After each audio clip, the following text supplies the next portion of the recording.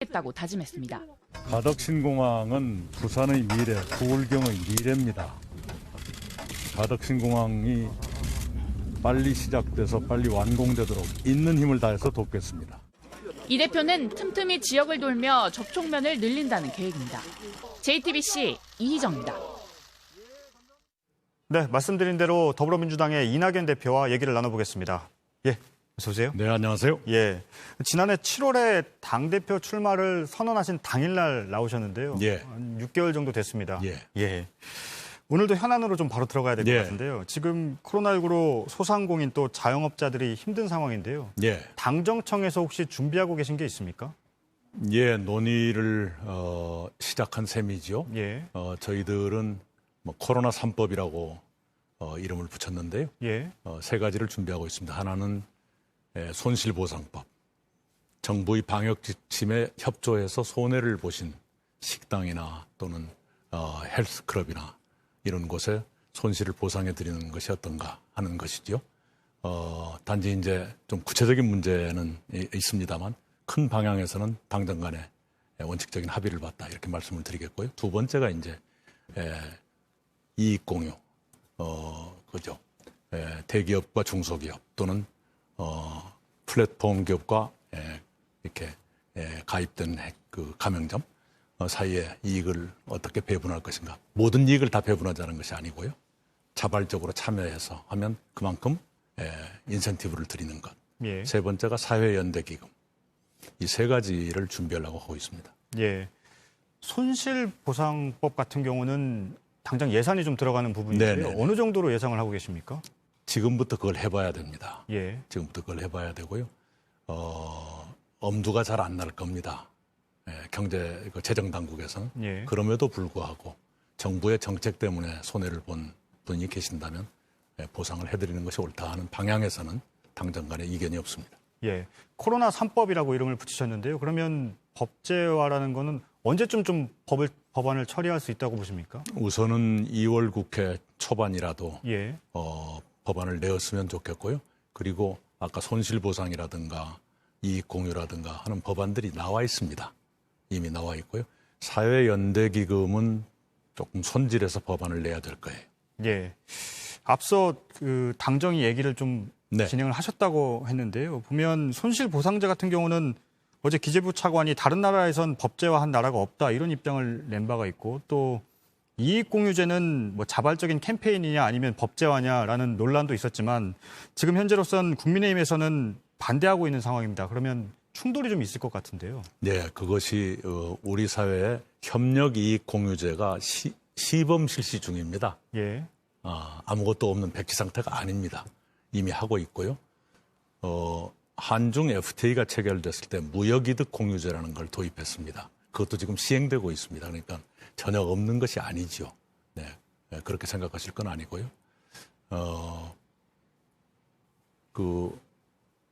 이 협력이익 공유제는 문재인 대통령의 대선 공약이어서 예. 법안도 나와 있고 시범 사업도 하고 있는데 입법이 지금 지체되고 있는 상태입니다. 그래서 지금 상황에 맞게 인센티브를 더 강화해서 자발적으로 참여를 할 수 있도록 그렇게 법을 좀 고칠까 생각합니다. 네. 2월에 법안 처리를 좀 생각을 하고 계신다고 네. 하니까 좀 지켜보겠습니다. 지금 또 코로나19와 관련해서 교육 격차에 대한 말씀을 하고 계시는데요. 네. 지금 보니까 저소득층 아동의 수업 활동을 예비 교원들을 통해서 좀 지원을 하시겠다 이런 계획이 지금 알려져 있는데요. 아동들은 좀 몇 명 정도를 예상하시고 예비 교원들의 급여는 좀 어느 정도로 생각하십니까? 아직 거기까지는 좀 더 검토를 해봐야 되겠고요. 예. 그것도 재정당국과 상의를 해야 됩니다. 4가지 정도의 대안을 생각하고 있습니다. 우선 코로나 비대면 수업 때문에 학력 격차가 커지고 있거든요. 최근에 수능시험 그 성적을 보면 중위권이 적어지고 성적이 높은 층도 늘어나고 낮은 층도 늘어나고 성적마저 양극화되고 있습니다. 저희가 생각하는 건 1번이 교육 안전망, 저소득층 가구에게 컴퓨터 장비나 와이파이를 보급해드리자. 두 번째는 기초학력 지원제도. 예. 초등학교 저학년 아이들에게 일종의 방과 후 수업이랄까요? 아까 말씀 주신 예비 교원 등등을 투입해서 그 아이들에게 교육을 시켜드리는 것. 예. 세 번째가 직접 소통.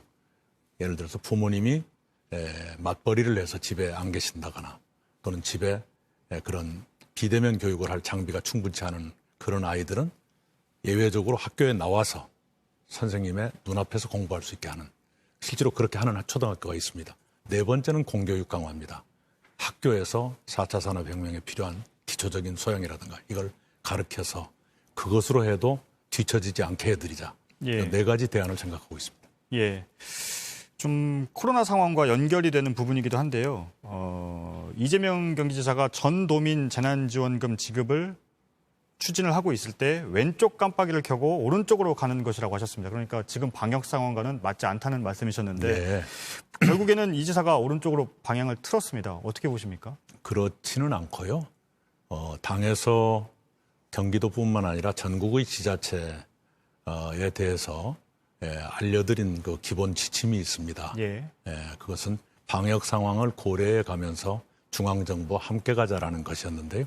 그 문제에 관련해서 대통령께서 주신 말씀이 네 가지가 있었습니다. 신년 기자회견 때. 예. 첫째, 지금은 4차 재난지원금을 말할 때가 아니다.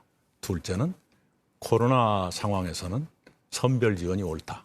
세 번째는 코로나가 진정된다면 전 국민을 위로해드린다는 그런 등등의 차원으로 전 국민 지원도 고려할 수 있다. 그리고 네 번째가 방금 그 얘기인데요. 중앙정부가 지원하는 것이 부족하다면 예. 지자체가 할 수도 있다. 예. 그 얘기입니다. 그래서 저희가 그런 기조에서 협의를 했고요. 또 경기도지사께서도 방역 상황을 고려하면서 시기를 신중히 고려하겠다 그랬으니까 당과 차이가 없습니다. 아, 그런가요? 그럼요. 일단은 전 도민에게 10만 원씩 주겠다고 계획을 발표를 했기 때문에 네. 물론 시점은 언제인지를 예, 봐야겠지만 일단은 그렇게 추진을 하고 있는 것 같습니다. 그리고 네. 이 얘기가 사실은 그 전에도 나왔었고 이 대표님도 그 계획을 두고 말씀하셨는데 일단 문재인 대통령의 신년 기자회견에서는 지자체가 보완적인 지원은 얼마든지 가능하다. 방금 네 번째로 말씀하셨는데 그러니까 그 앞에 있는 세 개도 있고요. 예. 그다음에 중앙정부가 하는데 부족하다면이라는 것이죠. 예. 네. 그러니까 결국에는 왜냐하면 제가 왜 이 질문을 네. 드리냐면요. 이 지사의 계획에 대해서 뭐 왼쪽 깜빡이 켜고 오른쪽으로 가는 것 좀 강하게 말씀하셨기 아니 때문에 그것이 아니고요. 네, 말씀을 드릴게요. 이 방역이라는 것은 유리그릇을 다루듯이 조심스러워야 됩니다. 예. 작년 추석 무렵에 소비 쿠폰을 내놔가지고 야당의 호된 비판을 받고 그걸 철회한 적이 있습니다. 그때 일을 생각하시면 금방 생각이 날 겁니다. 8.15 광화문 집회 이후에 확산되는 마당에 왜 소비 쿠폰을 주었느냐. 잘못된 정책이 아니냐 하는 지적이 있었거든요. 예. 네, 그걸 연상하시면 쉽게 이해할 겁니다. 예, 알겠습니다. 좀 정리를 하면 뭐 10만 원씩 전 도민에게 주는 거는 결정을 했지만 시기를 검토하기 때문에 네네. 크게 다르진 않다. 네, 그렇습니다. 그렇게 정리를 하시는 거군요. 알겠습니다. 문재인 대통령의 신년 기자회견으로 다시 좀 들어가 보겠습니다. 네.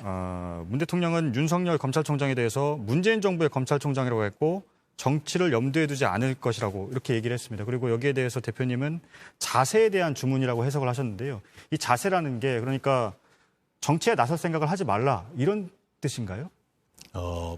검찰 개혁에 검찰도 동참해달라 하는 메시지가 담긴 것으로 저는 받아들였습니다. 대통령의 입장에서 볼 적에 정부 안에 있는 몇몇 분과 예. 집권당이 서로 으르렁거리는 것 같은 게 마음 편하실 리가 없지요.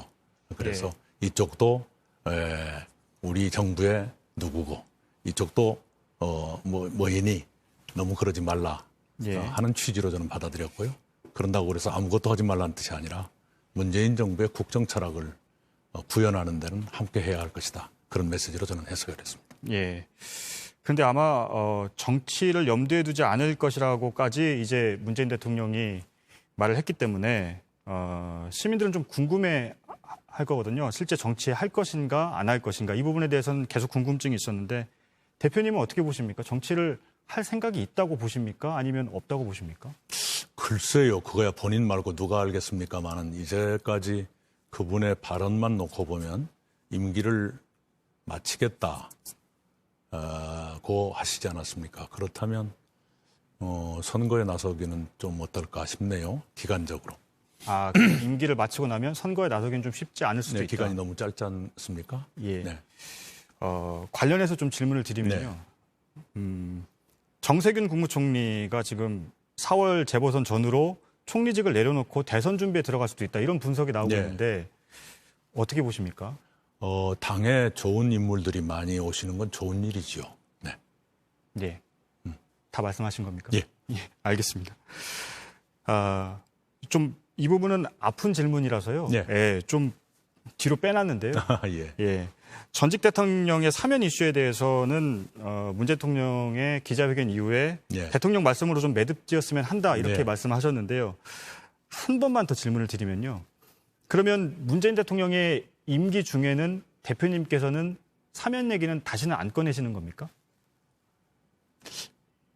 예, 거듭 말씀드리지만 대통령께서 여러 생각을 충분히 설명을 하셨으니까요. 예. 그에 대해서 토를 다는 것은 온당한 일 같지가 않습니다. 예. 그럼 뭐 임기 중에는 먼저는 잘 꺼내지지 않으시겠다 이렇게 제가 해석을 해도 될까요? 예, 제가 그렇게 아까 드린 말씀 그대로입니다. 예, 알겠습니다.